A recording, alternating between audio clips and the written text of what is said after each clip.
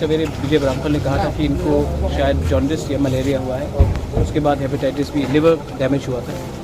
तो ये 10,323 से था। हमारे तिपरा मोथा का ब्लॉक प्रेसिडेंट था अम्बासा में, और जब मुझे खबर मिला इनका ध्यान था तो मैं यहाँ में आया, इनको हेल्प किया है, फैमिली को हेल्प किया है।